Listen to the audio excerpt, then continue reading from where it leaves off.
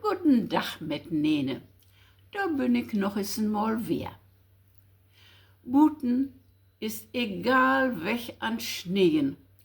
Und da heb ich noch wer in dat olle Lesebuch von 1945 ein Gedicht gefunden, wo et dat Schlittenführen geht. Ich muss ihn verrut sagen, dat die Lö damals war noch nix von der Gleichberechtigung hehlen. Dat Gedicht von Emil Weber trägt die Überschrift Einen Schlitten muss ein Junge haben. Einen Schlitten muss ein Junge haben. Im Sommer kann er barfuß traben durch Gras und Klee.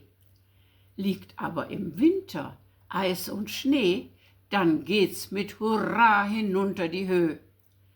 Einen Schlitten muss ein Junge haben. Hei, das ist ein Vergnügen, wie der Wind so geschwind dahin zu fliegen.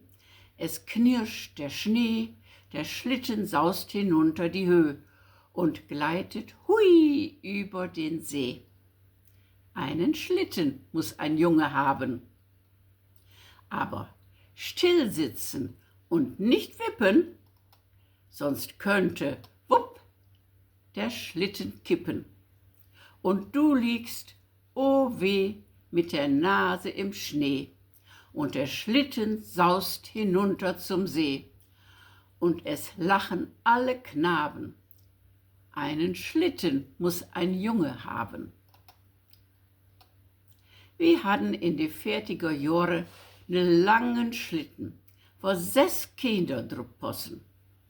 Dat Christkind, wat us den Schlitten bracht hef, was waren Bettgen verrut kiekender, denn wie wassen an Huse ja mit 5 Meikes und 2 Jungs.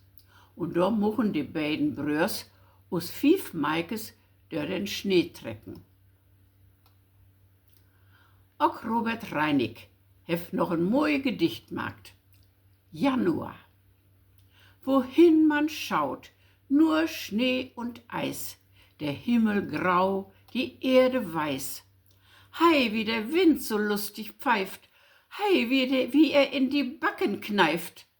Doch meint er's mit den Leuten gut, erfrischt und stärkt, macht frohen Mut. Ihr Stubenhocker, schämet euch, kommt nur heraus, tut es uns gleich. Bei Wind und Schnee auf glatter Bahn, da hebt erst recht der Jubel an. So, nun mag noch das Beste ut dat Kolle wär und lot ut gut gon. Besten andermal.